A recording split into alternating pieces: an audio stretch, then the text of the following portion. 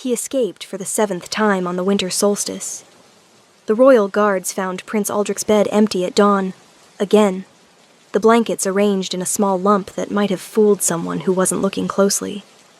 The window cracked open just enough for a determined 3-year-old cub to squeeze through, again. 7 times, Captain Theron said, his voice tight with frustration. 7 times in 2 months. How does a cub that small keep evading 40 trained guards? Alpha King Cassius stood at the window of his son's empty chamber, staring out at the frost-covered grounds. His jaw was granite. His eyes were winter itself. "Find him," he said quietly. "Bring him back. And this time, I want to know where he's going." Because that was the thing that made no sense. The cub wasn't running away. Not really. He always came back, or was found, within hours. Cold, hungry, exhausted. But strangely peaceful. As if wherever he'd gone had given him something the palace couldn't. "Your Majesty," Captain Theron said carefully, "the trackers say they've followed his scent trail. Every time, it leads to the same place." "Where?" "The eastern ruins. The old watchtower beyond the forest." A pause. "Where the Omega was exiled 3 years ago." The temperature in the room dropped 10 degrees. "Impossible," the king said. His voice was ice over steel. "She's dead." The council confirmed it. An Omega alone in winter, with no pack, no shelter, no resources. She couldn't have survived more than a few weeks. "That's what the council said, Your Majesty. But? The cub keeps going there, to that exact location. And every time we find him, he's curled up in the ruins, sleeping, like he's waiting for someone." The king's hands fisted at his sides. "Assemble a tracking party," he said quietly. "I'm going with you this time. If my son is being drawn to those ruins, I need to know why. Your Majesty, if the Omega is somehow still alive, then she's violating the terms of her exile by remaining within kingdom borders, and she'll be arrested." His voice was absolutely empty. "Either way, this ends today." Captain Theron bowed and left. The king stood alone in his son's empty chamber, surrounded by toys that had never been played with, and a bed that was always abandoned. And he tried very hard not to remember green eyes, copper hair, a smile that had made him believe, just for a moment, that being king didn't have to mean being alone. He tried not to remember the Omega he'd been forced to exile. The Omega who'd given birth to his son, and then vanished into winter. The Omega the council swore was dead. Chapter 1. The Ruins. I woke to the sound of small paws on frozen stone. Not an unusual sound. The ruins were full of mice and birds and the occasional fox looking for shelter from the cold. I'd learned to sleep through most of it. But this was different. This was purposeful, deliberate. The padding of paws that knew exactly where they were going. I sat up slowly in my nest of stolen furs and scavenged cloth. My breath misted in the pre-dawn air. The fire had died to embers hours ago. A small shape appeared in the doorway. Wolf cub, maybe 3 years old. Black fur with silver markings. Eyes that glowed amber in the dim light. Those eyes. I knew those eyes. "Aldrich," I breathed. The cub yipped happily and bounded toward me. Shifted mid-leap, a flash of light, a ripple of magic. And suddenly, a small boy with dark curls and those devastating amber eyes was throwing himself into my arms. "Mama!" His small hands fisted in my ragged cloak. "I came back! I found you again!" My heart shattered and rebuilt itself in the same breath. "Sweet boy," I whispered, pulling him close. "Sweet, brave, foolish boy. You can't keep doing this. The guards will find you. They'll... Don't care." He burrowed deeper against my chest. "You're cold, Mama. I'll keep you warm." He shifted back to cub form and curled against me, a small furnace of body heat and absolute determination. I wrapped my arms around him and tried not to weep. 7 times. 7 times in 2 months he'd escaped the palace and found me here. 7 times I'd held him for a few precious hours before the guards came, and dragged him back.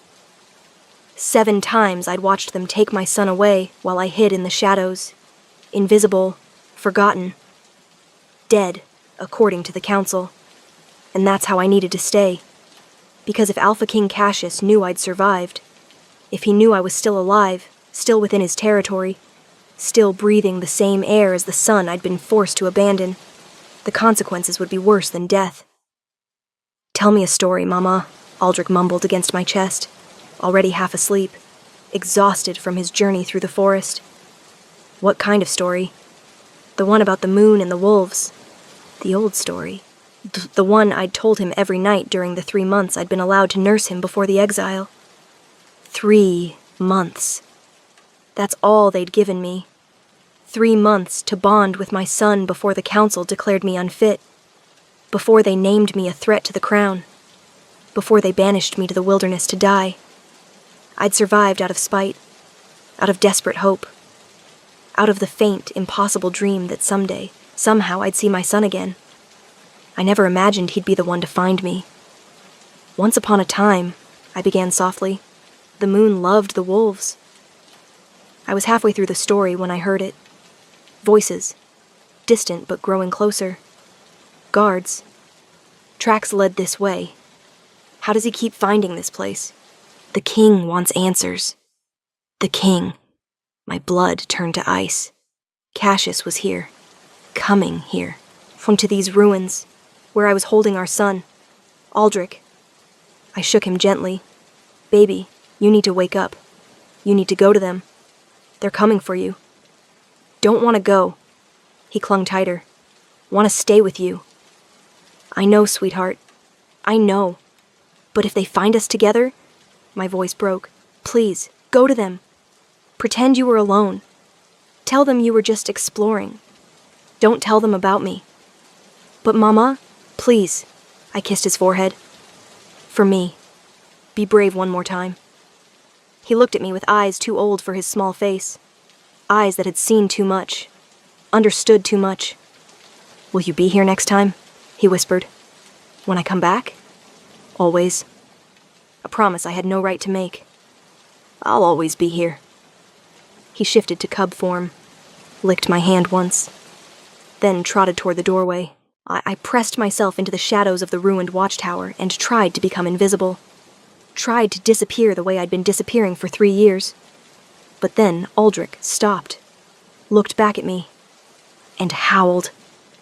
Not a cub's yip, a full-throated howl. Loud, clear, unmistakable, calling them directly to us. "No," I breathed. "No, baby, what are you?" But I already knew what he was doing. He was making a choice. His choice. Refusing to hide anymore. Refusing to pretend I didn't exist. The voices outside went silent. Then footsteps. Fast. Coming closer. I stood slowly, wrapped my ragged cloak tighter around myself. Lifted my chin. If this was how it ended, I would face it standing. The doorway darkened. A figure stepped through. Tall, broad-shouldered, moving with the lethal grace of an alpha in his prime. Amber eyes locked onto mine. Cassius, my mate, my king, the man who'd exiled me to die. He stared at me like he was seeing a ghost. "Sarah?" His voice was barely a whisper. You're alive?" "Apparently."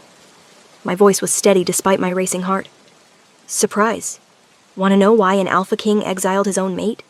Why the council declared her dead? Why a 3-year-old cub has been defying 40 guards to find her?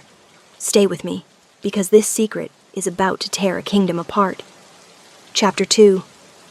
The truth, Cassius took a step toward me. I took a step back. His eyes tracked the movement, noted the way I moved, carefully, protecting my left side where an old injury had never quite healed. Noted my weight loss, the scars on my hands, the hollow circles under my eyes, with 3 years of evidence written across my body. "You're alive," he said again, like he couldn't quite believe it. "Disappointed?" The words came out sharper than I intended.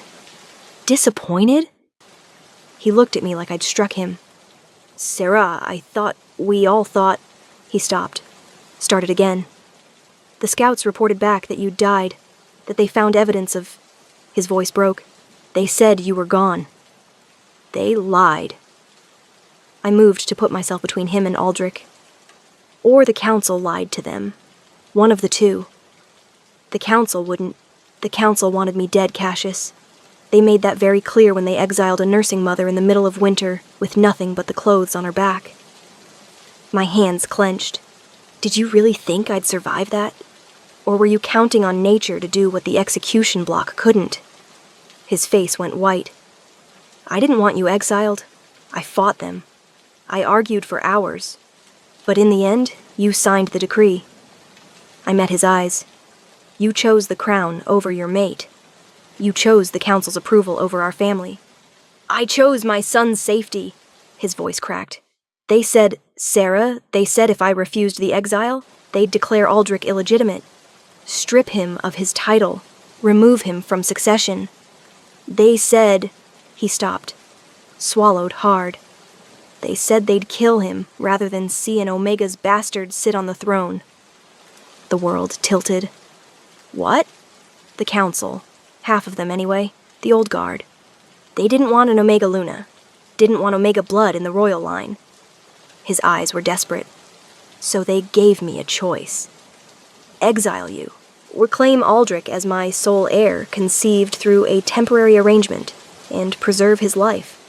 Or refuse and watch them declare our mating illegal and our son forfeit. So you chose him. My voice was hollow. You saved our son by sacrificing me. I chose wrong. His hands were shaking. I thought you'd understand. I thought you'd want me to protect Aldrich at any cost. You thought I'd be dead before it mattered. The truth sat between us like broken glass. You thought I'd die in exile, and the problem would solve itself. No. He took another step forward. I sent scouts, quietly, paid them to search for you, to bring you supplies, I never saw any scouts. My laugh was bitter. I never saw anyone except the guards who came to drag Aldrich back each time he escaped to find me. Cassius's eyes went to his son, to the small cub watching this exchange with ancient, knowing eyes. How long? He asked quietly. How long has he been coming here? 2 months, 7 times. I touched Aldrich's head gently. He finds me every time. I don't know how. I didn't even know he knew I existed. I told him... Cassius's voice was rough. I told him about you. I thought, if you were dead, he deserved to know his mother. To know she'd loved him. To know she didn't abandon him by choice. But I'm not dead. No. His eyes held mine. You're not. Captain Theron appeared in the doorway. Your Majesty, we've secured the perimeter. He stopped, stared at me. By the moon. That's the exiled Omega. Yes. Cassius didn't look away from me, and she's coming back to the palace with us. Your Majesty, the exile decree is hereby revoked, on my authority as Alpha King. His voice was iron. She's under my protection now. Anyone who has a problem with that can take it up with me directly. The council will object. The council can rot. He turned to his captain. Send riders ahead. I want an emergency session called. Every council member in the throne room by noon. And I want the head of every scout who reported this Omega's death brought before me in chains. Your Majesty, they lied, Theron. They told me she was dead when she was starving in ruins 5 miles from the palace. Either they lied deliberately, or they failed to do their jobs. His eyes were cold. Either way, they answer for it. He turned back to me. You're coming home, he said quietly. You and Aldrich both. And I'm going to fix this. I'm going to fix everything I broke. You can't. My voice shook. You can't just revoke an exile. You can't just overturn the council's decision. They'll what? Threaten my son again? His eyes were blazing. Let them try. Let them stand before me and explain why they wanted an innocent Omega dead. Why they threatened a child's life. Why they forced me to choose between my mate and my heir. He moved closer. Close enough that I could feel his body heat. I was a coward 3 years ago, he said quietly. I let them intimidate me. Let them make me believe I had no choice. Let them take you from me because I was too afraid to fight back. His hand rose slowly, carefully, is giving me time to pull away. I didn't. His fingers touched my cheek. Rough, gentle, shaking. But I'm not afraid anymore, he whispered, because the worst thing they could do to me, they already did. They took you. They almost killed you. They stole 3 years of our lives. His thumb traced the hollow of my cheek. So let them try to take you again. Let them try to threaten Aldrich. Let them try to stop me from claiming my mate and my family. He leaned closer. I'll burn the whole kingdom down before I let them touch either of you. The mate bond, stretched thin for 3 years, barely a whisper, suddenly roared to life, like a dam breaking, like a wound finally closing, like coming home. I gasped, stumbled. Cassius caught me, pulled me against his chest, held me like he'd never let go. I've got you, he breathed. I've got you. You're safe now. You're both safe. Aldrich shifted to human form, wrapped his small arms around both of us. Mama's coming home? He asked hopefully. For real this time? For real, Cassius said. His voice was thick. Your mama's coming home. I buried my face against his chest and finally, let myself cry. For 3 years of survival, for 3 years of loneliness, for 3 years of watching my son from the shadows, and for the impossible, terrifying hope that maybe, this could actually work. Think the Council will just accept this? Think the Alpha King can simply bring back an exiled Omega and crown her Luna? Wait until you see what lengths they'll go to stop him. Wait until you discover which Council members wanted her dead, and why. Stay with me. Like the real battle is just beginning. Chapter 3. The Reckoning. They gave me a bath, hot water, real soap. Servants who tried very hard not to stare at my scars, and my too-thin frame, and my hollow eyes. They dressed me in silk, royal blue, the Luna's colors. I looked in the mirror and barely recognized myself. You look beautiful, Cassius said from the doorway. I turned. He was in formal robes, crown on his head. Every inch the Alpha King. I look like a fraud, I said quietly. Like I'm playing dress-up in someone else's life. You look like the Luna you always should have been. He crossed to me, took my hands. You look like my mate. Cassius, the Council, is waiting for us. His eyes were hard. And they're about to learn what happens when they threaten my family. The throne room was packed. Every council member, every noble, every person of rank and influence in the kingdom. All of them staring as I entered beside the king. Whispers rose like smoke. That's the exiled Omega. Thought she was dead. How dare she show her face? The scandal. Cassius raised his hand. Silence fell instantly. 3 years ago, he said, his voice carrying through the hall.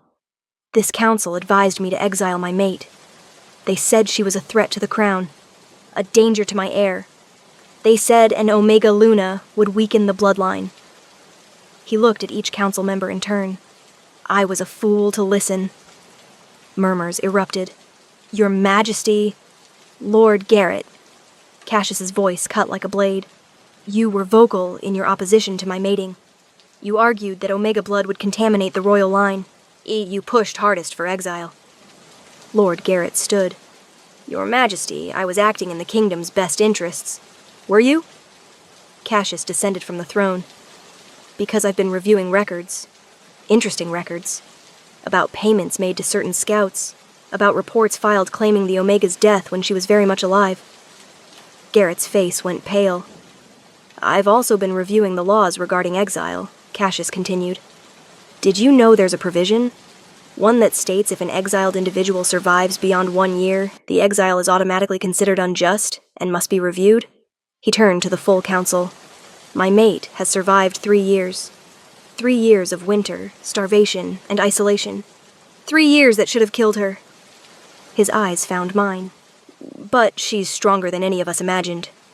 He turned back to Garrett. So here's my question, Lord Garrett. Did you deliberately withhold information about her survival? Did you falsify reports to keep me from knowing my mate was alive? Your Majesty, the Scouts have confessed. Cassius's voice was ice. They confessed to being paid to report her death regardless of what they found. They confessed to receiving gold from certain council members who wanted the Omega problem permanently resolved. The room erupted. Silence! Cassius's alpha command crashed through the hall.